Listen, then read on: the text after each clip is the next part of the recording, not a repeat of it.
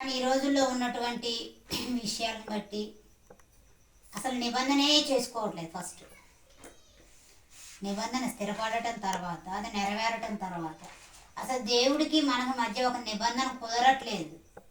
నేను మీకోసమే వచ్చాను, మీకోసమే నా ప్రాణం అర్పించాను, మీకోసమే కలువరిలో నా రక్తానికి వచ్చాను అని చెప్తున్నాడు. మీ అందరి కోసమే నేను వచ్చానని చెప్తున్నాడు. కానీ ఆయన ప్రేమ మనకు అర్థం కావట్లేదు. ఆయన ప్రేమ అర్థం కావట్లేదు కాబట్టి ఆయనతో ఒక నిబంధన మనం రాలేకపోతున్నాం.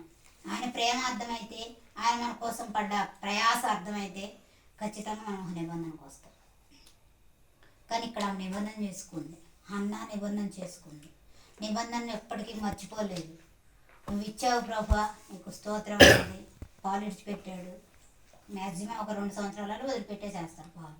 అంత చిన్నపిల్లోడే, మాటలు కూడా మేబీ వచ్చి ఉండవు అంత పర్ఫెక్ట్గా. ఆ టైంలోనే ఆ పిల్లోడిని వదిలేసేసింది. లేక లేక ఎప్పటికో ఎన్ని సంవత్సరాలకో ఇస్తే మనం ఎంత ప్రేమిస్తాం పిల్లల్ని, చాలా ప్రేమిస్తాం. ఈ లోకంలో ఉన్న ప్రతి తల్లిదండ్రి ప్రేమిస్తారు. ఎందుకంటే బిడ్డలంటే ప్రతి ఒక్కరికి ఇష్టం. ఇంకా పిల్లలు పెళ్ళిళ్ళు అయిపోయి వాళ్ళ పిల్లలు పుట్టినా కానీ ఆ పిల్లలు చిన్నగానే కనపడతారు తల్లిదండ్రులకి. ఇంకా ఇంకా ఏదో చేయాలి, ఇంకా ఏదో చేయాలి వాళ్ళ కోసం.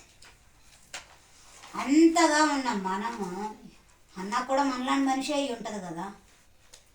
కానీ ఆమె స్థిరత్వం, ఆమె నిబంధన ఎంత గట్టిగా చేసుకుందంటే, ఆమె ఎంత